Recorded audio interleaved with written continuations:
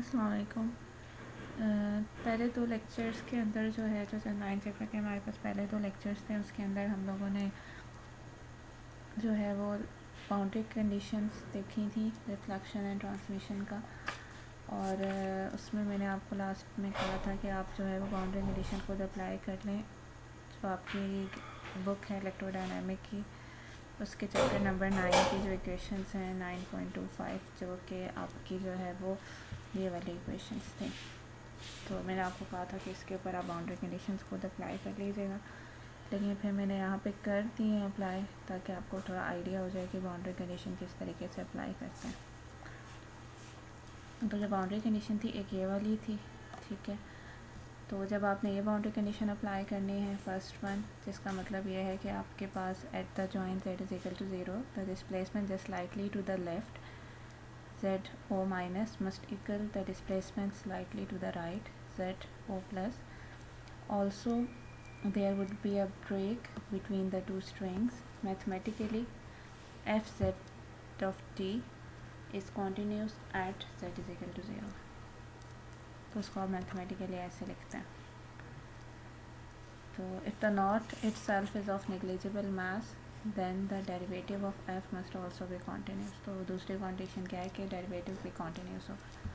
तो पहली boundary condition ये है, ये हमने अप्लाई करने के लिए हमने क्या करना है, फॉर z लेस दैन 0 के लिए हमारे पास इंसिडेंट एंड रिफ्लेक्टेड वेव दोनों वेव्स हैं, and for z greater than 0 के लिए हमारे पास सिर्फ ट्रांसमिटेड वेव है। तो हमारे पास मतलब z से 0 से पहले हमारे पास इंसिडेंट वेव भी होगी, और जो टकरा के वापस जा रही है रिफ्लेक्टेड वो भी होगी, और z को क्रॉस करने के बाद मतलब जो वेव क्रॉस कर जाएगी वो ट्रांसमिटेड होगी, ठीक है। मतलब z इक्वल टू 0 पे मतलब जो हमारी बाउंड्री है, जहाँ पे हमारा इंटरफेस है, या जहाँ पे हमारी बाउंड्री इन अ सेंस जहाँ से हमारा दूसरा मीडियम स्टार्ट हो रहा है। तो आपके पास जब आप ये बाउंड्री कंडीशन अप्लाई करेंगे तो आप ये देखेंगे कि ये वाला पार्ट और ये वाला पार्ट, तो z लेस दैन 0 के लिए मतलब o माइनस वाला जो पार्ट है उसमें z लेस दैन 0 वाला लेना है, और o प्लस वाला मतलब ये होता है just left to the z is equal to 0 and just right to the z is equal to 0। तो z इज इक्वल टू 0 के लेफ्ट पे जो है वो आपके पास इंसिडेंट एंड रिफ्लेक्टेड वाला पार्ट है, और राइट पे जो है ना वो आपके पास ट्रांसमिटेड वाला पार्ट है। तो आपने o माइनस का मतलब है कि स्लाइटली टू द लेफ़्ट, और ओ प्लस का मतलब है slightly to the right to of, तो z इज इक्वल टू 0 के स्लाइटली टू द राइट। तो इस केस में आपने क्या करना है कि आपने स्लाइटली टू द लेफ़्ट मतलब z is equal to less than 0 वाली जो पार्ट है उसमें z को 0 पुट करना है, और ये स्लाइटली टू द राइट वाले पार्ट में आपने z ग्रेटर दैन 0 वाले में z पुट 0 पुट करना है, बस और कुछ भी नहीं करना। इस वाले पार्ट में मैंने इसके लिए मैंने इस वाले पार्ट में z 0 पुट किया, और इसके लिए मैंने इस वाले पार्ट में z 0 पुट किया, सिंपल, ठीक है। ओमेगा हमारा सेम था, बाकी सब कुछ सेम था। जब मैंने इसको अब क्योंकि बाउंड्री कंडीशन क्या है कि ये दोनों बराबर है, जब मैंने इन दोनों को इक्वेट किया E raise to power minus iota omega T दोनों साइड पे सेम है, वो कैंसिल हो जाएंगे और सिर्फ हमारे पास ये चीज़ बच जाएगी, ठीक है। तो आप अपनी बुक में अगर देखें तो आपके पास जो नेक्स्ट पेज पे 390 पेज पे दो इक्वेशंस लिखी हुई हैं 9.28 के बाद, 9.28 तो बाउंड्री कंडीशंस है ना, उसके बाद तो उनमें से पहली वाली इक्वेशन जो है वो ये वाली है। दूसरी वाली कंडीशन दूसरी बाउंड्री कंडीशन को लगा के आएगी। दूसरी बाउंड्री कंडीशन क्या थी आपके पास कि partial F by partial Z at O minus is equal to partial F by partial Z O plus. तो इसमें भी इसी तरह है कि आपने ओ माइनस वाले पार्ट के लिए इसको लेना है, और इसको विद रिस्पेक्ट टू जेड पहले डिफ्रेंशिएट करना है, एंड देन इसको पहले आपने z से डिफ्रेंशिएट किया, एंड देन फिर z की जगह आपने क्या पुट कर दिया, 0 पुट कर दिया। फिर इसमें भी इसी तरह करना है, o प्लस वाले पार्ट के लिए z ग्रेटर दैन 0 वाला पार्ट लेना है, उसको पहले z से डिफ्रेंशिएट करना है। z से डिफ्रेंशिएट करेंगे तो यहाँ ऊपर वाले में आयोटा k1 यहाँ पे आ जाएगा माइनस आयोटा k1, और यहाँ पे आप जब डिफ्रेंशिएट करेंगे तो यहाँ आयोटा k2 आएगा। फिर उसके बाद z इक्वल टू 0 पुट कर लेंगे, पहले डिफ्रेंशिएट करेंगे फिर 0 पुट करेंगे, एंड देन फिर दोनों पार्ट को आपने इक्वेट कर दिया। फिर उसमें से भी रेसोवार minus iota omega T cancel हो जाएगा दोनों साइड से, आयोटा आयोटा भी कैंसिल हो जाएगा, और k1 और k2 वाला पार्ट रह जाएगा। तो ये आपके पास सेकंड इक्वेशन आ जाएगी जो आपकी बुक में लिखी हुई है। फिर अब ये दो इक्वेशंस आ गई हैं, एक ये हमारे पास इक्वेशन आ गई है, एक ये वाली इक्वेशन आ गई है। बस इन दो इक्वेशंस को साइमल्टेनियसली सॉल्व करके आपने ए टी और ए आर निकालना है। ए टी को इन टर्म ऑफ ए आई निकालना है और ए आर को भी इन टर्म ऑफ ए आई निकालना है। मतलब हमने ट्रांसमिटेड और रिफ्लेक्टेड दोनों एम्पलीट्यूड्स जो हैं वो इन टर्म ऑफ इंसिडेंट हमने निकालने हैं, ठीक है। फिर उसके बाद आपने दो इक्वेशंस को साइमल्टेनियसली सॉल्व करना है। वो तो इतना कोई मुश्किल काम नहीं है, आपने वहाँ से मैंने लिख की हुई है यहाँ पे सारी, आप इसको देख लीजिएगा। इसमें मैंने सिंपल क्या करना है कि हमने पहले मतलब हमने क्या करना है, ए आर और ए टी को इन टर्म ऑफ ए आई लिखना है ना, ठीक है ना। तो आपके पास जैसे अब यहाँ पे आपके पास जो इक्वेशन है ये वाली, इसमें मैंने ए टी की वैल्यू को पुट कर दिया, मतलब जो सेकंड इक्वेशन है उसमें मैंने ए टी की वैल्यू को पुट कर लिया, तो मेरे पास ए आर और ए आई रह जाएंगे, ठीक है। तो फिर मैंने उसे सॉल्व किया तो वहाँ से मेरे पास ए आर आ गया इन टर्म ऑफ ए आई। फिर इसी तरह जो हमारे पास ए आर की वैल्यू आई थी वो इस वाली इक्वेशन में पुट कर दूँगी, तो यहाँ से ए टी आ जाएगा इन टर्म ऑफ ए आई। तो दो इक्वेशन आ गई हमारे पास, एक मेरे पास ये इक्वेशन आ गई और एक मेरे पास ये वाली इक्वेशन आ गई, ठीक है। फिर उसके बाद ये इक्वेशन आ गई एंड देन फिर उसके बाद जो है ना, मैंने ये वाली जो कंडीशन है ये बेसिकली आपके पास कहाँ से आई कि आपके पास जो है वो आपके पास 389 पेज के ऊपर 9.24 इक्वेशन है। आप साथ बुक को रखिएगा ताकि आपको थोड़ा आसानी हो जाए।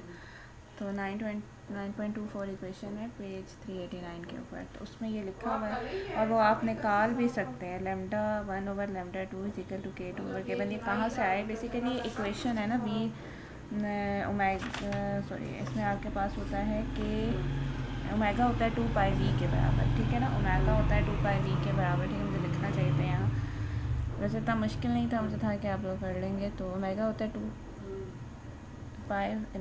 मुझे मुराद यहाँ पे मेरी फ्रीक्वेंसी वाला भी है, क्योंकि आपकी बुक में जो 386 पेज पे 9.11 इक्वेशन है उसमें 2πv मतलब v इज़ अ फ्रीक्वेंसी, दूसरा वाला जो v होता है थोड़ा सा यूँ करके, ठीक है। तो आप 2πf कहते हैं, ठीक है ना। ओमेगा जो है ना वो आपके पास 2πf है, ठीक है।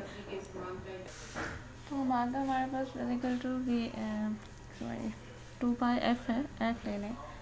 और आपको पता है कि मैं जो k है, कहाँ क्या बोल रही हूँ, हाँ बेसिकली के एफ के omega is equal to K F, omega is equal to 2πf, क्या बोल रही हूँ, omega is equal to 2πf।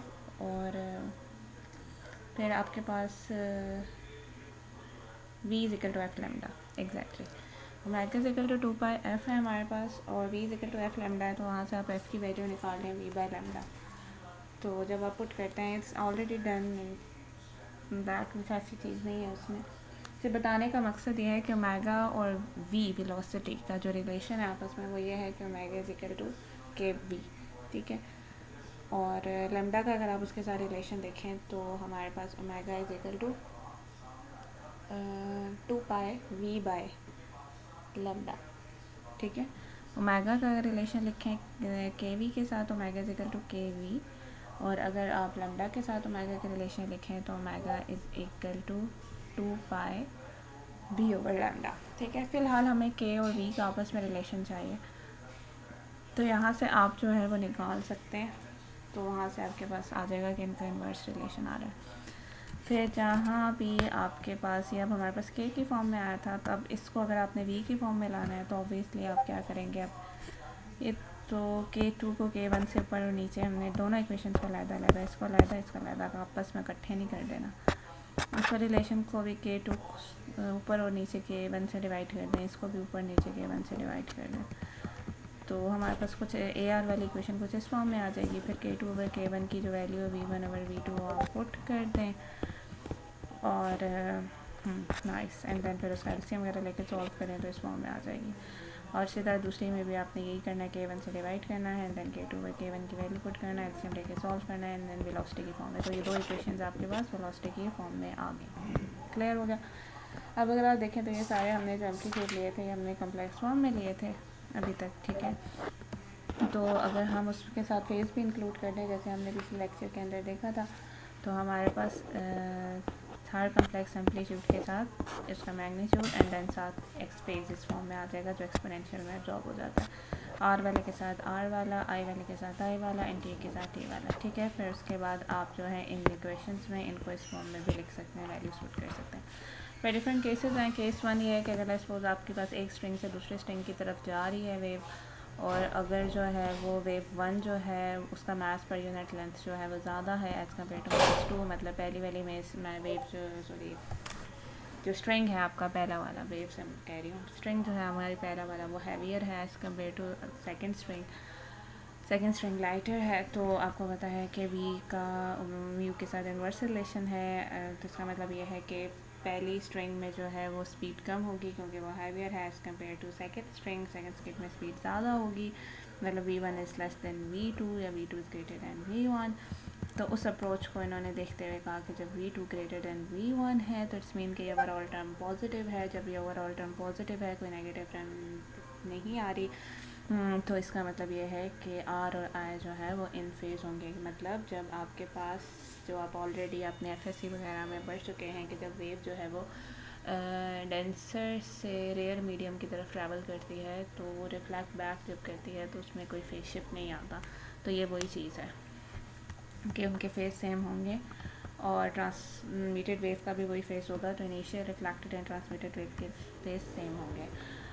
और अगर आपके पास सेकेंड वाली जो स्ट्रिंग है वो ज़्यादा हैवियर है, मतलब mu two greater than mu one है, mass per unit length of the second string is greater than the mass per unit length of the first string, तो स्पीड आपके पास सेकेंड स्ट्रिंग में जो है वो कम हो जाएगी, पहले में ज़्यादा होगी। तो उस केस में आपके पास एक नेगेटिव साइन आ जाएगा।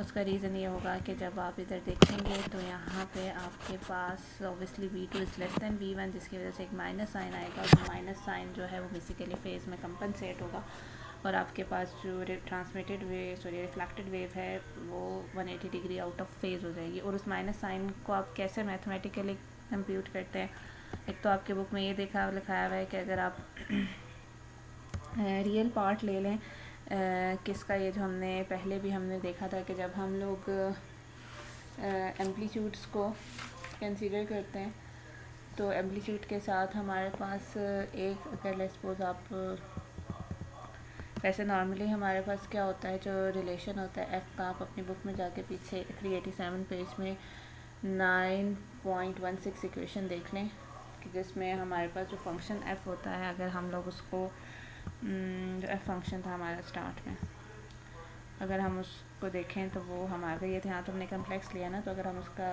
रियल पार्ट लेना चाहते हैं तो हम क्या लेते हैं कि a e⁻k z minus omega T का रियल पार्ट ले लेते हैं। तो मतलब आपके पास, फिर हमने एक्सपैंड किया था इसे और हमने कहा था एक्सपोनेंशियल वाली टर्म का एक्सपेंशन के बाद जो रियल पार्ट है वो कॉज वाला है, ठीक है, कॉज विद आर्गूमेंट।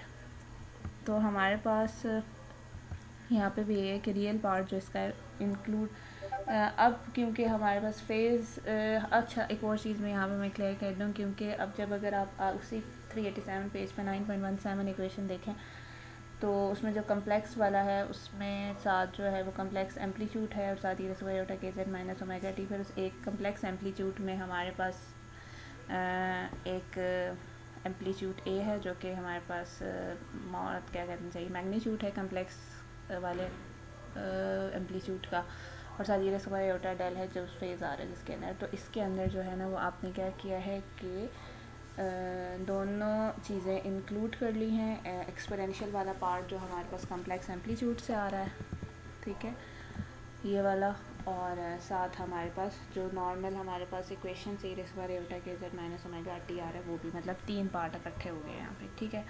उनका अगर आप रियल ले रहे हैं तो हमारे पास ये आ रहा है, ठीक है, कॉज वाली टर्म, उसमें आर्गूमेंट ही आ रहा है। तो ये इन्होंने बताया कि बेसिकली हमारे पास जो है ना इस केस में, क्योंकि हमारे पास जो रिफ्लेक्टेड वेव है वो 180 डिग्री आउट ऑफ फेज़ हो गया as compare to incident wave, तो उसका जो फेज़ होगा वो प्लस इंसिडेंट का से जो है वो प्लस पाई होगा, मतलब जो इंसिडेंट वेव है उसका जो आपके पास फेज़ होगा वो रिफ्लेक्टेड वेव से पाई लेस होगा, रिफ्लेक्टेड वेव का जो फेज़ होगा वो इंसिडेंट से पाई लेस होगा, ठीक है। Other word 180 degree out of phase reverse हो गई ना, अगर वो अप साइड जा रही है तो वो डाउन होगी, ठीक है। तो हमारे पास जो है वो रिड्यूस हो गया 180 डिग्री उसका फेज़। तो हमारे पास इसलिए वो जो रिफ्लेक्टेड फेज़ था उसको इन टर्म ऑफ इंसिडेंट जब हमने लिखा तो हमने लिखा कि incident minus pi. And then फिर आपके पास यहाँ पे मैं एक चीज़ क्लियर कर लूँ कि ये जो है आपके पास आगे यहाँ पे वो मेरे कुछ मिस्टेक होगी, यहाँ पे माइनस साइन मैंने नहीं डाला, यहाँ पे एक माइनस साइन भी आएगा क्योंकि ऑब्वियसली जब आप इसे सॉल्व करेंगे तो यहाँ माइनस साइन आएगा, ठीक है। आप इसे सॉल्व करके देख लें, इस पूरे को आप अल्फ़ा ले लें और इसको आप बीटा ले लें, तो कॉस अल्फ़ा माइनस बीटा का फार्मूला लगा के आप इसे सॉल्व करें तो यहाँ पे एक माइनस साइन आ जाएगा, ठीक है। तो एक तो वो माइनस साइन है। सेकेंडली मैंने एक और तरीके से किया है, मैंने अपने वाले तरीके से, वो ये कि हमारे पास डेल्टा आर जो है वो किसके बराबर है, डेल्टा आई माइनस पाई के।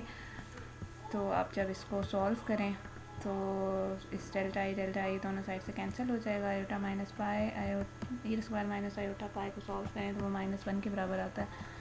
वो -1 जो है वो यहाँ पे हमारे पास आया है, ठीक है। तो जब आप उस -1 को अब यहाँ लेके जाएंगे तो हमारे पास ये आंसर आ जाएगा। तो बेसिकली ये आपके पास जो है वो आउट ऑफ फेस को इंक्लूड करने के बाद रिफ्लेक्टेड का amplitude in term of incident और ट्रांसमिटेड का तो वैसे कोई फर्क नहीं पड़ेगा खास, वो तो वही रहेगा जो इंसिडेंट था। अभी थर्ड केस जो है ना हमारे पास वो ये है कि आपके पास जो है वो जो सेकंड वाला पार्ट है वो बहुत बहुत ज़्यादा हैवियर है एज़ कम्पेयर टू फर्स्ट। तो अब V2 जो है वो ऑलमोस्ट ज़ीरो हो गया, ठीक है।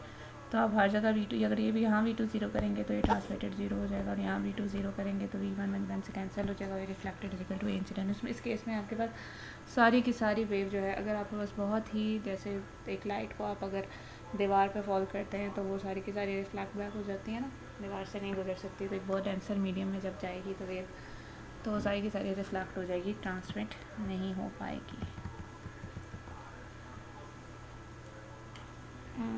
ओके, अब हमारा जो नेक्स्ट पार्ट है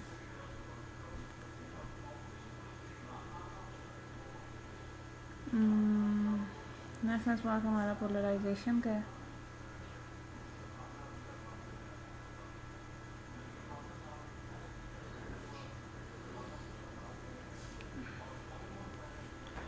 पोलराइजेशन में हमारे पास क्या है, पोलराइजेशन क्या होती है, बेसिकली हमारे पास जो वेव है वो जब स्ट्रिंग में से ट्रैवल करती है तो अगर आप उसे शेक करें, सपोज अगर आप शेक करें और तब वेव आपके पास जनरेट हो एक स्ट्रिंग के अंदर, तो हम उसे वेव को ट्रांसवर्स कहते हैं क्योंकि उसमें जो डिस्प्लेसमेंट होती है वो परपेंडिकुलर होती है to the propagation of wave.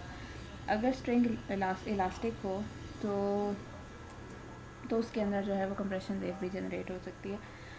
तो आप उसको लेटर टक दें, झटका दें, बजाय कि आप उसे शेक करें, आप उसे अगर थोड़ा झटका सा दें तो उससे आपके पास कंप्रेशन वेव भी जनरेट हो जाती है। तो कंप्रेशन वेव स्ट्रिंग में देखना मुश्किल होता है, लेकिन अगर आप उसे किसी स्ट्रिंग वगैरह आपने देखे ना, जैसे वो जो स्पाइरल सा स्प्रिंग टाइप होता है, उसमें अगर आप देखें, जैसे आपकी बुक में 392 पेज में फिगर 9.7 में बनाया तो उसमें आपको क्लियरली नज़र आ जाती है कंप्रेशन वेव। इस वेव्स को लॉन्गिट्यूशनल वेव कहते हैं क्योंकि इस केस में आपके पास जो डिस्प्लेसमेंट होती है फ्रॉम इक्विलिब्रियम पोजीशन वो हमारे पास डायरेक्शन ऑफ प्रोपगेशन की डायरेक्शन में होती है। साउंड वेव्स जो होती हैं वो हमारे पास कंप्रेशन वेव होती हैं एयर के अंदर, और वो लॉन्गिट्यूशनल वेव होती हैं, और जबकि इलेक्ट्रोमैग्नेटिक वेव्स जो हैं वो ट्रांसवर्स होती हैं। और इसके अलावा ये कि आपको एक अब यहाँ पे जो एक चीज़ आ जाती है भैया आ जाती है कि अगर आप परपेंडिकुलर की बात करें, जैसे एक्स वाई जी अगर 3 एक्सेस हैं तो लेट्स सपोज अगर वेव एक्स डायरेक्शन में ट्रैवल कर रही है, तो अगर हम ये कह रहे हैं कि जो पार्टिकल हैं वो आपके पास ऑसिलेट करेंगे perpendicular to the direction of propagation of wave, तो एक्स के परपेंडिकुलर तो वाई भी है और जेड भी है। तो इट्स मीन कि आपके पास 2 डायमेंशन होती हैं perpendicular to any given line of propagation. तो इसका मतलब ये हुआ कि आपके पास ट्रांसवर्स वेव जो है वो 2 इंडिपेंडेंट उनकी स्टेट्स ऑफ पोलराइजेशन हो सकती हैं। मतलब लेट्स सपोज अगर आपके पास अगर आप स्ट्रिंग को अप एंड डाउन शेक करते हैं तो उसकी तो 2 तरह की पोलराइजेशन हो सकती हैं, वर्टिकल भी और हॉरिजॉन्टल भी। तो अगर वेव फॉरवर्ड डायरेक्शन में ट्रैवल कर रही है जेड डायरेक्शन में, तो अगर आप जैसे आपकी बुक में 9.8 फिगर बनी हुई है जिसमें आपके पास एक वर्टिकल एंड हॉरिजॉन्टल, अगर आपकी वेव जो है वो जेड डायरेक्शन में प्रोपगेट कर रही है तो एक्स डायरेक्शन और वाई डायरेक्शन, वर्टिकल हॉरिजॉन्टल दोनों डायरेक्शन में आपकी जो है वो पोलराइजेशन की डायरेक्शन हो सकती है, ठीक है। और अगर तो और इसके अलावा आपके पास किसी ऐसी डायरेक्शन में हो सकती है जो एक्स वाई प्लेन के अंदर हो, ठीक है, क्योंकि एक्स वाई पूरा प्लेन ही जेड एक्सिस के परपेंडिकुलर है। तो अगर एक्स वाई प्लेन के अंदर किसी एग्जैक्टली आपके पास जो है वो एक्स एक्सेस या वाई एक्सेस के अलाउंग ना हो, बल्कि एक्स वाई प्लेन के अंदर इस तरीके से वो हो, ठीक है, कि वो आपके पास जो है वो उसका जो एक नॉर्मल वेक्टर जो है वो यहाँ पे आपके पास define the plane of vibration, ठीक है। जैसे आपके पास फिगर 9.8 में अगर आप देखें, मैंने ड्रॉ करने की कोशिश भी की है, लेकिन आप अपने फिगर में देख लें तो वो ज़्यादा अच्छा है 9.8 में। तो अगर आप उसमें आप उसका एन वेक्टर अगर आप देखें तो वो आपके पास जो डायरेक्शन है वो क्या है, the polarization vector N hat और along any direction in the X Y plane, जो 9.8c में शो किया गया है। The polarization vector N hat defines the plane of polarization, and the plane of polarization मतलब जो वेक्टर है वो प्लेन ऑफ पोलराइजेशन को शो कर रहा है, ठीक है। ये प्लेन है ना एक्स वाई प्लेन, ये वेक्टर जो है वो प्लेन ऑफ पोलराइजेशन को शो कर रहा है, ठीक है। तो इसके अलॉन्ग अगर इस प्लेन के अंदर अगर वेव जो है ना वो आपकी ट्रैवल कर रही है, ठीक है, okay. Notice that you can always switch the sign of n hat provided you simultaneously launch the phase constant 180 degrees, since both operations change the sign of the wave. So because the waves are transverse, n hat is perpendicular to the direction of propagation, ठीक है। अब इस plane के अंदर कोई भी vector होगा तो वो z के तो परपेंडिकुलर ही होगा, तो अगर आप n डॉट z हैट लेंगे तो वो ज़ीरो हो जाएगा। तो अगर आप इसमें n वेक्टर को रिजॉल्व करें, इस अगर ये थीटा बना रहा है विद दी दैट वेक्टर, अगर ये थीटा बना रहा है, ठीक है, तो ये आपके पास n cos theta in hat cos theta, n hat का मैग्नीट्यूड हो जाएगा, तो n हैट का मैग्नीट्यूड यूनिट वेक्टर है तो 1 है, तो cos थीटा x हैट और y के डायरेक्शन में। अब आपको समझ आ गया ना, वेक्टर इस प्लेन के अंदर है और जो कि z के परपेंडिकुलर है, ठीक है, परफेक्टली फाइन। अच्छा, और एक और चीज़ भी आप थोड़ी सी अंडरस्टैंड कर लें कि along any other direction in the X Y plane, तो आपके पास जो ये वेव है ये ट्रैवल एक्स वाई प्लेन के अंदर कर रही है। मैं इसलिए इस पर ज़रा एम्फोसाइज़ कर रही हूँ क्योंकि 9.8 फिगर 9.8c जो फिगर बनी हुई है उसमें जो है वो थोड़ा सा प्लेन जो है वो थोड़ा सा आई थिंक ऐसे इमेजिन नहीं हो पा रहा ना, क्योंकि ऑब्वियसली 3 डायमेंशन है। तो आपके पास जो है वो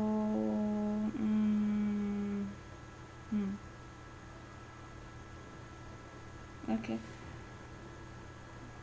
मतलब आपके पास ये z डायरेक्शन है ना, तो एक होगा ना आपके पास यूँ जो आपके पास वर्टिकल को रिप्रेजेंट कर रहा है यूँ, एक होगा बिल्कुल इस तरीके से हॉरिजेंटल, ठीक है, जो y एक्सिस के अलॉन्ग होगी, और एक कोई भी यूँ रैंडम डायरेक्शन है जो एग्जैक्टली ना x के अलॉन्ग है यूँ, और ना ही यूँ एग्जैक्टली y के अलॉन्ग है, बल्कि कोई ऐसे रैंडम डायरेक्शन है,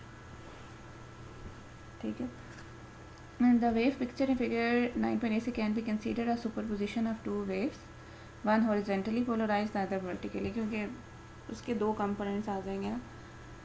तो अब जो हमारे पास f होगा तो उसमें एक x हैट वाला कंपोनेंट भी आ जाएगा और एक y भी, मतलब जो वेव है वो एग्जैक्टली ना x एक्सिस के लॉन्ग है ना y एक्सिस के लॉन्ग, बल्कि उसके दो कंपोनेंट्स हैं, एक cos थीटा मतलब जो एक्चुअली वो यूनिट वेक्टर की वजह से ना, क्योंकि यहाँ पे n हैट यूनिट वेक्टर है ना, तो जब इसकी वैल्यू आप पुट करेंगे ऑब्वियसली जब पूरा ये पुट करेंगे तो cos थीटा x हैट वाला पार्ट आ जाएगा और sin थीटा y हैट वाला, ठीक है।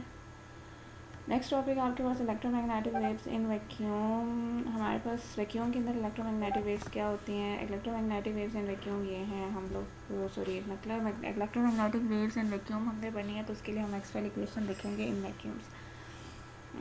हमारे पास स्पेस के अंदर कोई चार्ज और करंट वगैरह नहीं होता है, तो मैक्सवेल इक्वेशंस जो हैं वो हमारे पास इस तरीके से, रो होता है वैसे यहाँ पे तो जीरो हो जाएगा, डाइवर्जेंस ऑफ ई तो वैसे ही जीरो होता है, और यहाँ पे आपके पास जब आप मैक्सवेल करेक्शन की थी तो यहाँ पे आप म्यू नॉट जे आया था आपके पास, तो जे भी नहीं है, तो फ्री करंट है स्पेस में, तो इसलिए चार्ज भी ज़ीरो है, फ्री करंट भी ज़ीरो है, इसलिए जे रो और जे वाली टर्म ज़ीरो हो गई।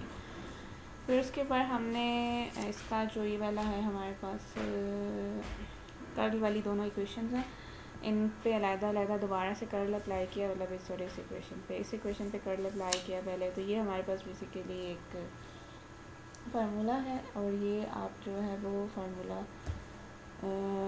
आपको पता होना चाहिए, मतलब अगर इस तरीके से आपको इक्वेशन है तो आप इस तरीके से उसे एक्सपैंड कर सकते हैं। तो डाइवर्जेंस ऑफ ई तो ज़ीरो है क्योंकि, और आपके पास यहाँ पे ये देखें तो डाइवर्जेंस कर्ल ऑफ ई जो है वो minus partial B by partial T के बराबर है, तो ये इसके बराबर हो गया। यहाँ पे फिर आपने कर्ल अप्लाई किया, कर्ल ऑफ पी जो है म्यू नॉट एप्सिलॉन और पार्शल ई बाई पार्शल। अभी ये वाली साइड सॉल्व कर रहे हैं, बेसिकली इसके इक्वल है। मैं ये सॉल्व नहीं कर रही, वो ये सॉल्व कर रहे हैं, ठीक है। तो ये वाली चीज़ है इसके बराबर क्योंकि कर्ल ऑफ ई इसके बराबर है, और फिर कर्ल ऑफ पी जो है वो इसके बराबर है। फिर ये आपके पास टाइम डेरिवेटिव 2 दफ़ा हो गया तो ये आ गई। तो चलिए ये वाली साइड फाइनली इस साइड के बराबर आ गई, तो यहाँ पे divergence of E zero put कर दिया, तो मैं बस ये इक्वेशन आ गई। तो इसी तरह हमने इसको भी सॉल्व कर लिया, इस थर्ड फोर्थ वाली इक्वेशन पे भी कर्ल अप्लाई कर दिया, फार्मूला वही हुआ। यहाँ पे पहले ये वाली साइड सॉल्व की, कर्ल ऑफ पी की वैल्यू पुट की, एंड देन फिर कर्ल इस पर अप्लाई किया, कर्ल ऑफ ई की वैल्यू पुट की, फिर उसके बाद इसका टाइम का डबल डेरिवेटिव हुआ, लेफ्ट हैंड साइड ज़ीरो हो गई, यहाँ से हमारे पास आंसर आ गया।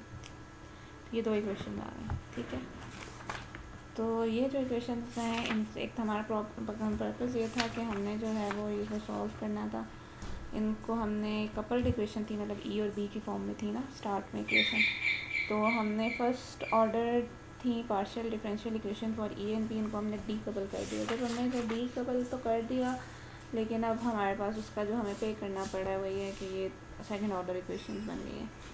दैट्स द प्राइस यू पे फॉर डी कपलिंग। दैन मतलब उसको थोड़ा सॉल्व करना थोड़ा मुश्किल हो जाता है, लेकिन हमारा जो मकसद है वो ये है कि हमारे पास जो हमने इक्वेशंस को जो है ना इस फॉर्म में लाने का मकसद ये है कि हमने ये जो इक्वेशन हमने पर स्टार्ट में ली की थी, हमारे स्टार्ट में हमने एक इक्वेशन की थी जो है वेव इक्वेशन, उससे हमने इसे कंपेयर करना था। तो अगर हम ई और बी कोई जनरल वेक्टर एफ़ ले लेते हैं, ई और बी जो वेक्टर्स हैं हमारे पास, अगर कोई भी हम एफ़ ले लेते हैं और हम तो अगर हम इसको देखें तो ये आपके पास इनकी जगह आप एफ़ बी की जगह इसका एफ़ ले लें, और एक्चुअली अगर आप इसे कंपेयर करें विद द वेव इक्वेशन तो बेसिकली हमारे पास ये वाली चीज़ जो है यहाँ पे ये 1/v² आती थी जब आप वेव इक्वेशन ले रहे हैं। तो ये जो हमारे पास in vacuum then each Cartesian component of E and B satisfy the 3 dimension, ये 3 डायमेंशनल जो वेव इक्वेशन है ई और बी के इंडिविजुअल तीनों कंपोनेंट कार्टेशियन कंपोनेंट्स जो हैं इक्वेशन को सेटिस्फाई करते हैं। तो ये जो आपके पास फॉर्म आई है वो सेम है जो कि आपने वेव इक्वेशन में देखी थी, लेकिन वहाँ पे हमारे पास partial square of F over partial Z square था। तो यहाँ पे हमारे पास एक नेचुरल जनरलाइजेशन आ गया, डेल स्क्वायर आ गया, ठीक है। उधर में इसमें ये फॉर्म थी, अब ये इस तरह से आ गया। और 1/v² इस केस में हमारे पास म्यू नॉट है, ये इंपॉर्टेंट इक्वेशन है। 1/v² जो है वो म्यू नॉट एप्सिलॉन नॉट के बेसिकली हमारे पास कहने का मकसद ये है कि हमारे पास जो ई एंड बी है ना वो इन जनरल इस वाली इक्वेशन की फॉर्म को सेटिस्फाई कर रहा है, ठीक है। तो 1/v² जो है वो ई म्यू नॉट एप्सिलॉन नॉट के बराबर है, मीन वी के बराबर है 1/म्यू नॉट एप्सिलॉन। अब आप म्यू नॉट एप्सिलॉन नॉट जो है वो आपके पास permittivity and permeability of free space है, और इनकी अगर आप वैल्यू पुट करें दोनों की, तो आपके पास जो वी की वैल्यू आती है वो 3 × 10⁸ मीटर पर सेकेंड आती है। तो ये तो हमारे पास वेलोसिटी ऑफ लाइट है। तो इसका मतलब ये है कि आप यहाँ पे लाइट जो है ऑब्वियसली वो एक इलेक्ट्रोमैग्नेटिक वेव है, वो भी ऑब्वियसली। तो ये तो हमारे पास सरप्राइजिंग नहीं होना चाहिए था, क्योंकि हम इलेक्ट्रोमैग्नेटिक वेव्स के लिए तो इक्वेशन सॉल्व कर रहे हैं, तो उनकी स्पीड वी तो है वो क्या आनी चाहिए, वो वही आनी चाहिए जो स्पीड ऑफ लाइट की है। Of course, this conclusion does not surprise anyone today, but imagine what a revelation it was in Maxwell's time. Remember how mu naught epsilon naught came into the theory in the first place? They were constants in Coulomb's law and the Biot-Savart law, respectively. You measured them in experiment involving charged pitfall batteries and wires experiments having nothing whatever to do with light. ठीक है, मतलब ये सब चीज़ें हम करते रहे हैं, लेकिन उस वक्त कुछ पता नहीं था कि इसका लाइट से भी कोई लेना देना। And yet, according to Maxwell's theory, you can calculate C from these two numbers. Notice the crucial role played by the Maxwell's contribution to Ampere's law of mu naught epsilon naught partial E by partial T. Without it, the wave equation would not emerge, and would be no electromagnetic theory of light. तो जो ampere ने contribution की थी हमारे पास mu not epsilon और partial E by partial T, Maxwell correction जिसे हम कहते हैं, सॉरी एम्पेयर ने नहीं, मैक्सवेल ने करेक्शन की थी टू द एम्पेयर्स लॉ, और उसने एक टर्म इंट्रोड्यूस कराई थी mu not epsilon not partial E by partial T, ठीक है। ये तो मैक्सवेल करेक्शन वाली टर्म थी, अगर वो ना होती तो ये कभी भी ना आता। तो इसका मतलब ये है कि जो मैक्सवेल करेक्शन टर्म है उसका कितना ज़्यादा रोल है in the electromagnetic theory of light. Okay, जो नेक्स्ट टॉपिक है हमारा जो है वो है इलेक्ट्रोमैग्नेट मोनोक्रोमैटिक प्लेन वेव।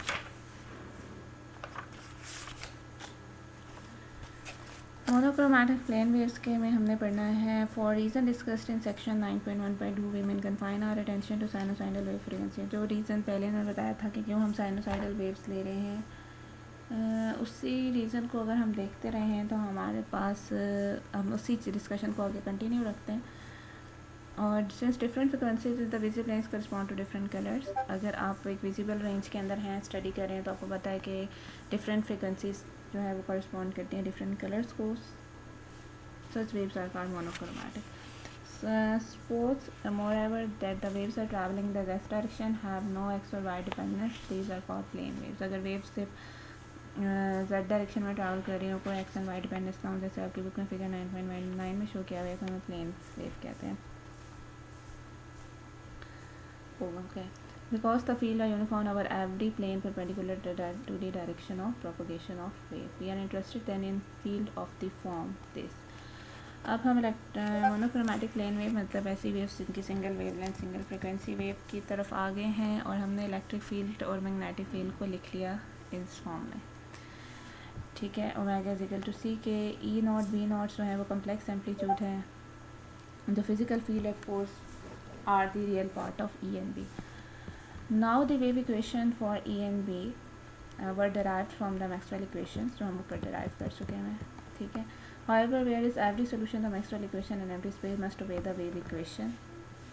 हर solution जो Maxwell equation का होगा उनको wave equation को satisfy करना है। The converse is not true। Maxwell equation impose extra constraint on E naught and B naught। E naught and B naught पे extra constrain apply कर रहे हैं। अगर हम मैक्सवेल इक्वेशन चारों जो है हमारे पास, अगर हम इंडिविजुअली उनको देखें तो हर मैक्सवेल इक्वेशन के हर सोल्यूशन को इन वेव इक्वेशन को सेटिस्फाई करना चाहिए। Divergence of A divergence of B जो है वो ज़ीरो है, ठीक है। अब इन्होंने आपकी बुक में डाइवर्जेंस ऑफ ई और डाइवर्जेंस ऑफ बी जो है वो जब ज़ीरो लिखा है तो उसमें उन्होंने रियल पार्ट लिखा है, ठीक है, मतलब लाइक कम्प्लेक्स का साइन ऊपर जो ये वाला होता है ना, ये नहीं डाला। Because the real part of E complex differ from the imaginary part only in the replacement of sine by cosine. If the forward base Maxwell equation so later, मतलब अगर एक पार्ट जो है वो मैक्सवेल इक्वेशन को satisfy कर रहा है तो दूसरा भी करेगा, क्योंकि सिर्फ साइन और कोसाइन का ही तो फ़र्क है। So does the rather has E complex as well, ठीक है। तो डाइवर्जेंस ऑफ ई ओबियसली इसके बराबर है। तो हमारे पास अगर वेव जो है वो जेड डायरेक्शन में ट्रैवल कर रही है तो ओबियसली इलेक्ट्रिक फील्ड जो है या तो एक्स डायरेक्शन में होगी या तो फिर वाई डायरेक्शन में होगी। तो जेड डायरेक्शन में तो उसका और हमारे पास डाइवर्जेंस ऑफ ई क्योंकि ज़ीरो होना है, डाइवर्जेंस ऑफ ई क्योंकि ज़ीरो होना है, तो इसका मतलब ये है कि जब आप कि जो है वो ये ओके। और दूसरी ये भी बात है कि जो इलेक्ट्रिक फील्ड है वो हमारे पास किसके बराबर है, ई रस बारे बेटा के जेड माइनस ओमेगा टी। तो वैसे भी अगर आप इलेक्ट्रिक फील्ड देखें तो इलेक्ट्रिक फील्ड का जो फार्मूला है उसके अंदर तो कोई हमारे पास एक्स एंड वाई की टर्म आ ही नहीं रही, उसमें सिर्फ जेड की टर्म ही आ रही है।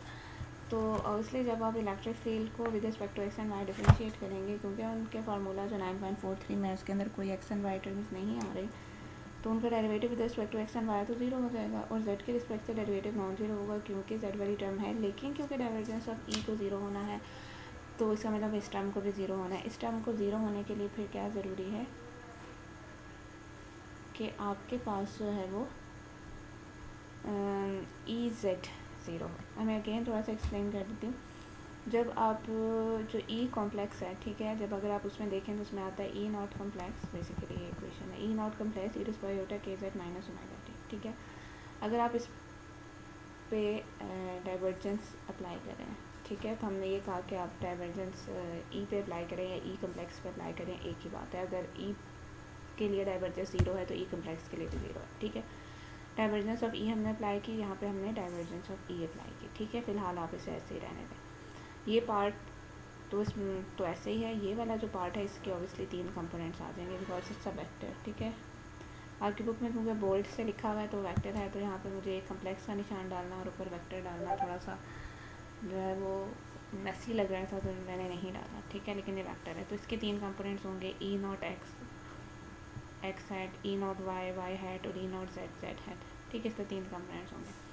तो जब आप इसके ऊपर डाइवर्जेंस अप्लाई करेंगे, ठीक है, तो हमारे पास हर term E not X X hat plus E not Y Y hat plus E not Z Z hat, ठीक है, तो साथ E raise by K Z minus omega और टी वी तीनों के साथ आ रहा होगा। तो अगर आप E not X, E not Y और ई नॉट जेड को आप ये समझ लें कि वो कांस्टेंट है, कांस्टेंट इन मैग्नीट्यूड है, और वो जो है ना किसी भी जेड या टी की किसी का भी फंक्शन नहीं है या किसी भी वेरिएबल का फंक्शन नहीं है। तो जब आप डेरिवेटिव अप्लाई करेंगे तो वो E raise by K Z minus omega T पे अप्लाई होगा। Simple E not X, E not Y और ई नॉट जेड साथ मल्टीप्लाई हो जाएंगे। तो E raise by K Z minus omega T पे जब डेरिवेटिव अप्लाई होगा तो यहाँ पे जब एक्स के रिस्पेक्ट से इसको डिफरेंशिएट करेंगे तो वो जीरो हो जाएगा, वाई के रिस्पेक्ट से करेंगे वो जीरो हो जाएगा, जेड से रिस्पेक्ट से करेंगे तो नॉन जीरो आएगा। लेकिन राइट हैंड साइड पे तो जीरो है, इसका मतलब ये है कि ये वाली टर्म भी ज़ीरो होनी चाहिए। तो ये वाली टर्म तभी ज़ीरो है कि ये जो ई नॉट जेड होगा ना, यहाँ पे नॉट का भी वर्ड होना चाहिए था, नॉट भी होना चाहिए था। ई नॉट जेड जो है ना वो इट्स सेल्फ अगर ज़ीरो हो जाए तो तब हमारे पास ये चीज़, क्योंकि इस पर Yotta K Z minus omega T तो ज़ीरो है नहीं, तो इसलिए ई सिर्फ एक ही रीज़न है कि ई नॉट जेड ज़ीरो हो जाए, मतलब ई नॉट जेड कॉम्प्लेक्स जो है ना वो ज़ीरो हो जाए। एक्चुअली मैंने यहाँ पे लिखा भी हुआ है, ये शुक्र है, मैं उस लाइक का पता नहीं मैंने लिखा है कि नहीं, ये लिखा हुआ है, ठीक है। तो ये मैंने कोशिश की कि ये तो चलो ज़ीरो है, ये भी ज़ीरो है, ये बस मैंने लिख दिया, ये समझ आ जाएगा अब आपको। ये मैंने इसको ज़रा वेक्टर करने के लिए ना इसे मैंने बोल्ड भी किया ताकि आपको समझ आ जाए, ठीक है। एंड देन फिर मैंने इसको एक्सपैंड किया है, देन मैंने इंटीजर इंटीजर का, चलो ये भी ज़ीरो हो रहा है, समझ आ रही है। अगर हम ई एक्स को कॉन्स्टेंट ले लें, बाहर निकाल लें, ज़ीरो हो गया, ये भी ज़ीरो हो गया। अब ये ज़ीरो नहीं हो रहा, तो ये ज़ीरो सिर्फ तभी होगा जब हमारे पास ई नॉट जेड ज़ीरो हो जाए। वैसे मेरे लिए आपके पास बी नॉट जेड के लिए भी यही लॉजिक है, ठीक है। तो ये जो फर्स्ट एंड सेकंड जो आपके पास मैक्सवेल इक्वेशन है, उनसे हमें ये पता चल गया कि इलेक्ट्रिक फील्ड का और मैग्नेटिक फील्ड का जेड के एम्पलीट्यूड का कोई जेड कंपोनेंट नहीं है, मतलब उनका कोई कंपोनेंट जेड एक्सिस के अलाउंग नहीं है। तो यहाँ से ट्रांसवर्स नेचर जो है वो तो completely justify होगी। This that is electromagnetic waves are transverse, the electric and magnetic field are perpendicular to the direction, मतलब वो परपेंडिकुलर है, मतलब जेड के परपेंडिकुलर होंगी, जेड के अलाउंग नहीं। फिर जो थर्ड वाला फैराडेज लॉ है कि curl of E is equal to minus partial B by partial D, तो अगर मैं कर्ल ऑफ ई अब उसी वाली लॉजिक से अप्लाई करूँ इसके ऊपर एंड देन फिर मैं उसको इक्वेट करूँ माइनस पार्शियल बी बाई, फिर बी की वैल्यू उसी तरह एक्सपैंड करके B not X, B not Y and B not Z की फॉर्म में पुट करूँ एंड देन फिर मैं X component, Y component and Z component तीनों को आपस में कंपेयर करूँ, एक्स हेड का कंपोनेंट, वाई हेड का कंपोनेंट, जेड को कंपेयर करूँ, तो मेरे पास जो है कुछ इक्वेशन आएंगी, ठीक है। दीज आर वेरी इंपॉर्टेंट, ठीक है। तो एक हमारे पास आ रही है omega B not X minus K E not Y, और एक मेरे पास आ गई omega B not Y is equal to K E not x, ठीक है। तो ये तकरीबन दो इक्वेशन आ गई हमारे पास। थर्ड वाली ज़ीरो हो रही होगी जब आप जेड कंपोनेंट कंपेयर करेंगे ना, तो क्योंकि हमारे पास ई नॉट जेड ज़ीरो है ना, तो इसलिए हमारे पास यहाँ पे हमारे पास क्योंकि ई नॉट जेड ज़ीरो है तो इसलिए हमारे पास जो है वो थर्ड वाली इक्वेशन नहीं आएगी, ठीक है। अब इसे सॉल्व जैसे आप स्लो करके आप इसे देख लीजिएगा, ठीक है। एंड देन फिर आपके पास ये दो इक्वेशन आ गई। अच्छा, अब ये दो इक्वेशन आपकी बुक में 9.45 जो आई हुई है वो मैंने आपको बता दी है कि कैसे आई है। तो अगर आप इनको देखें तो ये क्या आपको शो कर रही हैं, ये दो इक्वेशन जो हैं, ई नॉट कम्प्लेक्स जो है वो इस फॉर्म में है, और फिर ई नॉट जेड तो क्योंकि आपके पास ज़ीरो है तो ई नॉट एक्स की वैल्यू जो आपके पास आई है बी नॉट की फॉर्म में मैंने वो पुट की, और जो ई नॉट वाई की एक वैल्यू आई है ये वाली in term of B not वो मैंने पुट की, दोनों मैंने पुट कर ली बी नॉट की फॉर्म में यहाँ पे, और बी नॉट जो है वो इसके बराबर है। तो आप या फिर बी नॉट को इन टर्म ऑफ ई नॉट जो आ रही है बी नॉट की value in term of E not वो पुट कर दें। ये जो दो इक्वेशन आई हैं इसमें से B not Z to zero जब हमने पुट कर दी तो मेरे पास बी वेक्टर इसके बराबर आ गया, ठीक है। के और ओमेगा कॉमन आ गया, बीच में ये चीज़ आ गई। तो यहाँ पे आगे मैंने ये चीज़ सॉल्व की हुई है कि अगर आप जेड यूनिट वेक्टर का ई नॉट के साथ क्रॉस प्रोडक्ट लें, जेड यूनिट वेक्टर है तो ऑब्वियसली उसका X and Y component zero होंगे और जेड वन होगा, उसका अगर आप इसके साथ क्रॉस प्रोडक्ट लें तो मेरे पास ये चीज़ आती है, और ये एग्जैक्टली यही चीज़ है। इसका मतलब है कि ये वाली जो चीज़ है वो हमारे पास किसके बराबर है, Z unit vector into E not. तो इसको हम बी को इस फॉर्म में लिख सकते हैं, ठीक है। तो ये आपकी बुक में 9.46 इक्वेशन। और ई एंड बी अगर इन फेज़ हो, वैक्यूम के अंदर ये इन फेज़ ही होते हैं, ठीक है। ई और बी इन फेज़ होते हैं, ठीक है, और एक दूसरे के परपेंडिकुलर होते हैं। तो उस वक्त क्या होगा कि ये तीनों चीज़ें आपस में परपेंडिकुलर हो जाएंगी और इन फेज़ हो जाएंगी। तो ऑब्वियसली कम्प्लेक्स के साथ जो इनका फेज़ आ रहा होता है वो आपस में कैंसिल हो जाएगा, क्योंकि इन फेज़ हैं ये। तो इनके जो मैग्नीट्यूड है, रियल पार्ट जो है, वो इस तरह से आपस में लिंक करेंगे, ठीक है। Real amplitude related by this. तो जो फोर्थ मैक्सवेल इक्वेशन थी, curl of P is equal to mu not epsilon partial E by partial does not yield an independent condition, कोई एक्स्ट्रा कंडीशन नहीं करेगी। अगर आप उसको सॉल्व करेंगे तो वो यही निकालेगी जो हम ऑलरेडी रिप्रोड्यूस कर चुके हैं, ठीक है, इसलिए हमने उसको सॉल्व नहीं किया। फिर 397 पेज पे एग्जांपल 9.2 है, जिसमें कहा है कि अगर ई जो है वो एक्स डायरेक्शन में है और B in the Y direction है, तो आप कैसे लिख सकते हैं। सिंपल आपने ऐसे लिख दिया और इसको ऐसे लिख दिया, ओके। तो यहाँ पे हमें आपको बताया हुआ है कि अगर आपके पास, जैसे हमने पीछे निकाला था ना कि हमारे पास जो मैग्नीट्यूड है वो हम लोग ले सकते हैं, रियल एम्पलीट्यूड जो है वो आपस में एक दूसरे के साथ इस तरीके से रिलेट करेंगे। तो क्योंकि वो आपके पास इन फेज़ हैं, तो इसलिए हम लोग यहाँ पे भी जो है वो ई नॉट कम्प्लेक्स की जगह, सॉरी, बी नॉट कम्प्लेक्स की जगह B not complex over C put कर सकते हैं, ठीक है। तो अगर हम इनके सिर्फ रियल पार्ट्स ले लें तो फिर हमारे पास सिर्फ ये कॉम्प्लेक्स वाला पार्ट हट जाएगा, सिर्फ कॉस वाला आ जाएगा। हमारे पास ई नॉट कॉम्प्लेक्स का ई नॉट कॉस ई रस वाले ओटा के जेड माइनस ओमेगा टी पूरे का कॉम्प्लेक्स पार्ट आ जाएगा, ई नॉट बाई सी, और ई नॉट यहाँ आ गया, सॉरी रियल पार्ट आ गया, ठीक है, जिसमें हमारे पास फेज़ इंक्लूड करके, जैसे हमने पीछे भी पार्ट में किया था ना, जब हमने बाउंड्री कंडीशन अप्लाई की थी रिफ्लेक्शन एंड ट्रांसमिशन के ऊपर, तो उसमें भी हमने फेस को इंक्लूड कर लिया था। तो यहाँ पे भी ऐसे ही है, ये जो कॉम्प्लेक्स पार्ट है इसको जब आप लिखते हैं, इसको आप लिखते हैं ना ई नॉट ई रस वाला आयोटा डेल, तो वो ई रस वाला आयोटा डेल जो है वो इसमें मर्ज हो गया, ठीक है, और फिर ई नॉट रह गया। और बाकी ये जो हमारे पास पूरा पार्ट है इसमें जो है ना वो आपके पास वो आ जाता है, जब आप उससे रियल पार्ट लेते हैं तो cos of iota K Z minus omega T plus del आ जाता है, ठीक है। तो यहाँ पे कहने का मकसद ये है कि जब आप रियल पार्ट लेंगे तो आपने फेज़ वाले पार्ट को इसमें मर्ज कर देना है, और यहाँ पे ई नॉट रह जाएगा और इसका जो फेज़ वाला पार्ट है वो इसमें मर्ज हो जाएगा, ठीक है। तो एक्स एंड वाई, और अगर कोई भी रैंडम डायरेक्शन है एन, ठीक है, तो अगर कि आपके पास है, this is the paradigms for a monochromatic plane wave, जो आपके पास फिगर 9.10 में शो किया। The wave as a whole is said to be polarize in the X direction by convention we use the direction of E to specify the polarization of an electromagnetic wave. There is nothing special about the z direction. Of course, we can easily generalize to monochromatic plane wave traveling in any arbitrary direction. And the notation is facilitated by the introduction of the propagation of wave vector k pointing in the direction. मतलब generally जो है ना वो हम लोग k की direction को लेते हैं in the direction of propagation of wave whose magnitude is the wave vector k. The scalar product k vector dot r, ठीक है, is the appropriate generalization of K Z. जैसे हम के जेड ले रहे हैं ना, उसकी अगर आप जनरलाइजेशन, ये तो स्पेशल केस होगा K Z if the wave is propagating in the Z direction, लेकिन जो आपके पास notation is facilitated by the introduction of the propagation wave vector pointing in the direction of propagation. तो आपके पास यहाँ पे जो के डॉट आर है ना, ये हमारे पास जनरलाइज फॉर्म है के जेड की, ठीक है। आपकी बुक में फिगर 9.11 में इन्होंने शो किया हुआ है।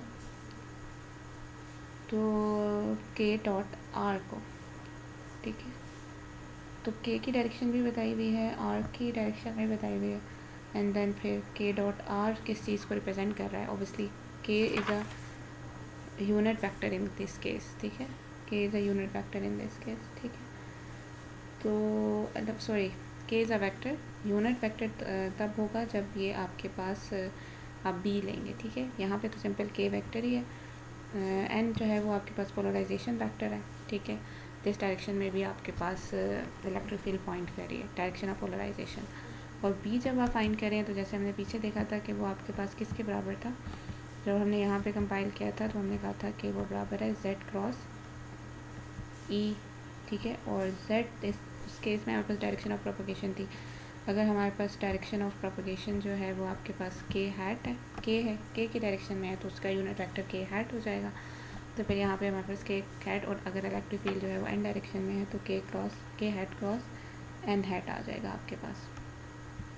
क्लियर हो गया। यहाँ पे बेसिकली हमारे पास, मैं अगेन रिपीट कर देती हूँ, इधर इस केस में ई नॉट की वैल्यू को जब आप पुट करेंगे तो एन हैट वहाँ से आएगा, तो ठीक है। तो बाकी चीज़ों को निकाल के साइड पे कर दिया, और यहाँ पे ब्रैकेट में के क्रॉस एन हैट, या इन अदर वर्ड आप इसे यूँ भी लिख सकते हैं, ठीक है।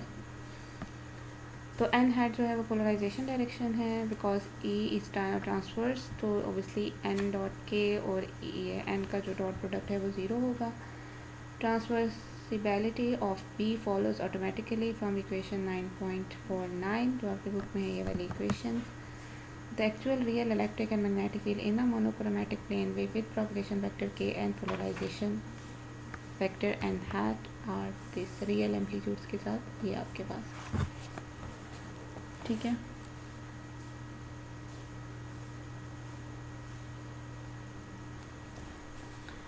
नाइस। जो नेक्स्ट टॉपिक है हमारे पास energy and momentum in electromagnetic waves, ये हमारे पास चैप्टर नंबर 8 में जो हमने इक्वेशन लिखी थी, एनर्जी पर यूनिट वॉल्यूम इन इलेक्ट्रोमैग्नेटिक फील्ड की इक्वेशन है ये वाली हमारे पास।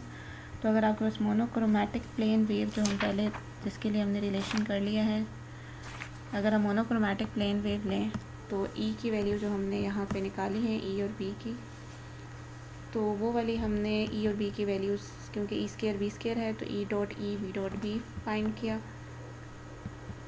जब आपके पास बी जो है वो ई ओवर सी के बराबर है, आपके पास बुक में 9.47 इक्वेशन जो है उससे, तो हमारे पास, या फिर आप कह सकते हैं कि यहाँ से भी अगर आप देखें तो ये वाली जो पूरी चीज़ है ये आपके पास ई डॉट ई के बराबर है, तो यहाँ पे B dot B is equal to E dot E over C square. तो ई डॉट ई जो है वो ई स्केयर के बराबर है, और बी डॉट बी जो है वो आपके पास बी स्केयर के बराबर है। तो यहाँ से भी आपको ये बात पता चल जाती है, ठीक है। और सी जो है इस केस में 1/√ऑफ म्यू नॉट एप्सिलॉन नॉट है। 1/c स्केयर की वैल्यू हमने यहाँ से निकाल ली, वो यहाँ पे हमने पुट कर दी इस इक्वेशन के अंदर।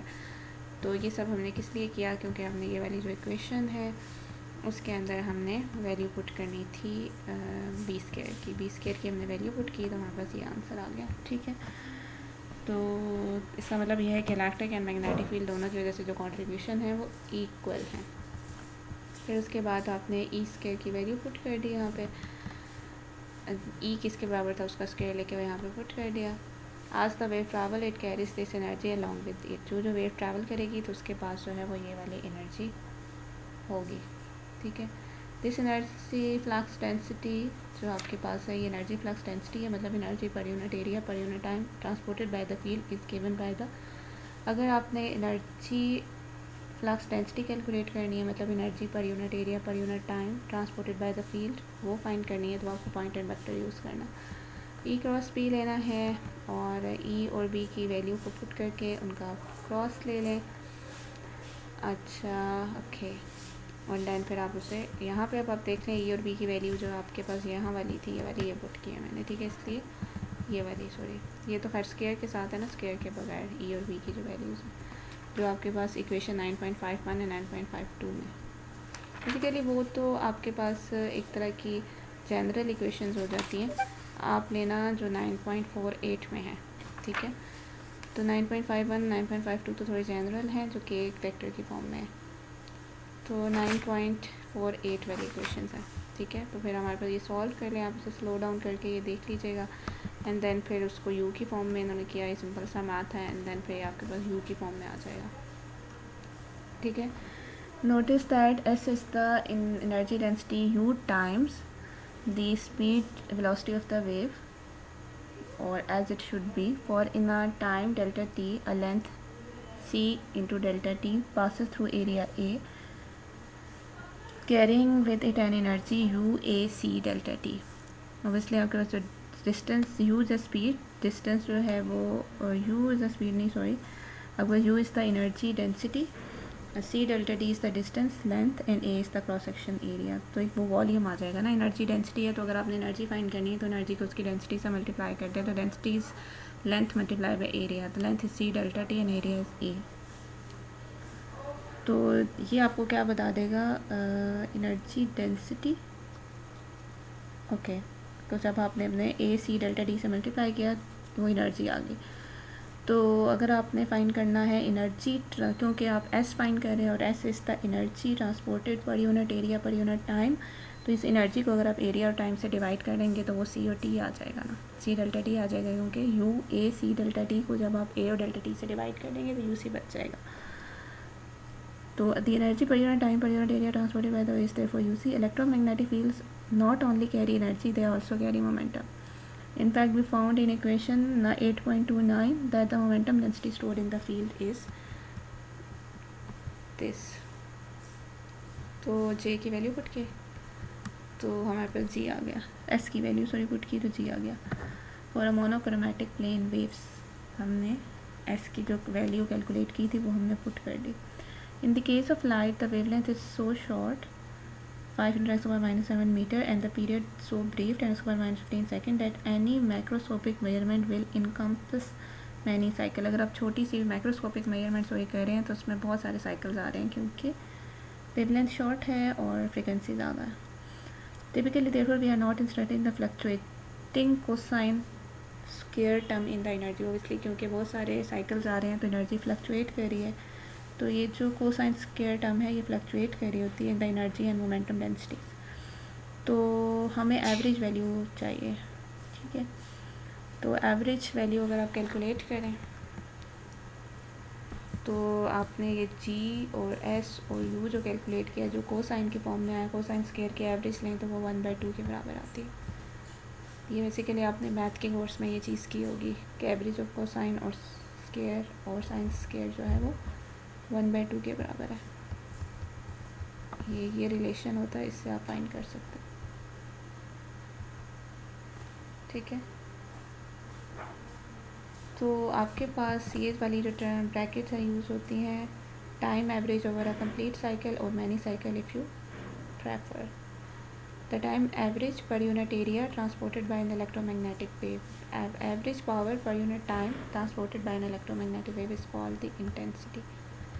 वो हमारे पास इंटेंसिटी होती है, और इंटेंसिटी जो होती है वो आपके पास सिंपल क्या होती है, एवरेज एस, ठीक है। एवरेज ये क्या चीज़ है, एस क्या पावर पर यूनिट एरिया, ये बेसिकली है क्या, एनर्जी पर यूनिट एरिया पर यूनिट टाइम, ठीक है। और अगर आप एनर्जी पर यूनिट टाइम देखें तो वो पावर है, तो एस क्या होगा, in other word power per unit area. तो और power per unit area intensity होता है, तो दिस इसका मतलब ये है कि average power per unit area transported by an electromagnetic wave is intensity, ठीक है। तो when light falls at normal incident, मतलब perpendicular to the boundary on a perfect absorber, it deliver its momentum to the surface in the time delta T. The momentum transfer is figure 9.12 के अंदर show किया हुआ है। Delta P जो momentum transfer करता है वो किसके बराबर है, एवरेज जी आपके पास क्या था, momentum density into area, area क्या है, ए सी डेल्टा टी। तो जो रेडिएशन प्रेशर होगा सरफेस के ऊपर जो कि बराबर होगा average for radiation pressure is average force पर यूनिट एरिया। तो आपको पता है कि rate of change of momentum जो होता है वो फोर्स के बराबर है, तो डेल्टा पी जो है वो अगर आपके पास इसके बराबर है तो टाइम से डिवाइड कर दें तो वो किसके बराबर हो जाएगा, जी इंटू ए सी। तो जी की वैल्यू और जी इंटू ए सी एग्जैक्टली। तो दिस इज़ अ फोर्स पर unit area is a pressure, और इसकी वैल्यू किसके बराबर है, जी इंटू ए सी, और ए से कैंसिल हो जाएगा, जी एंड सी रह जाएगा। जी की वैल्यू आप पुट कर देंगे तो आपके पास आंसर ये आ जाएगा, और फिर इसको आप आई की फॉर्म में लिख देंगे तो आई ओवर सी आ जाएगा। तो प्रेशर की वैल्यू आ जाएगी intensity over C. On a perfect reflector the pressure is twice as great. अगर आपके पास एब्जॉर्बर है, जैसे इन्होंने पहले ऑन अ परफेक्ट ऑब्जर्वर इन्होंने कहा था, तो आपके पास जो रेडिएशन प्रेशर है वो इसके बराबर है। अगर परफेक्ट रिफ्लेक्टर होगा तो उसका जो प्रेशर होगा इस ट्वाइस एज ग्रेट, इससे इससे 2 टाइम होगा, because the momentum switches direction instead of simply being absorb. क्या वो एब्जॉर्ब होने के बजाय अपनी डायरेक्शन चेंज कर रहा है, रिफ्लेक्ट हो रहा है। We can account for this pressure qualitatively as follows. The electric field equation 9.48 जो हमने एग्जाम्पल 9.2 में देखी, drive charge in the X direction and magnetic field then exert on them a force. Electric field की वजह से उन पर जो फोर्स लग रही है वो एक्स डायरेक्शन में है, जो मैग्नेटिक फील्ड है वो वी क्रॉस बी डायरेक्शन मतलब जेड डायरेक्शन में फोर्स लगाएगी। तो जिसकी वजह से आपके पास the net force on all the charges in the surface produces the pressure. ये जो ब्रैकेट वाली एक्सप्लेनेशन है इलेक्ट्रोमैग्नेटिक जो डबल मोमेंटम की, डबल प्रेशर की, सॉरी, उससे रिलेटेड नहीं है। ये इन्होंने सिर्फ बताया हुआ है कि अगर आपका परफेक्ट रिफ्लेक्टर है तो फिर ये प्रेशर जो है वो ट्वाइस हो जाएगा। बाकी इन्होंने रीज़न बताया हुआ है कि प्रेशर क्यों एक्सर्ट होता है। ठीक है, अब हमारा जो नेक्स्ट टॉपिक है वो इससे नेक्स्ट लेक्चर में होगा।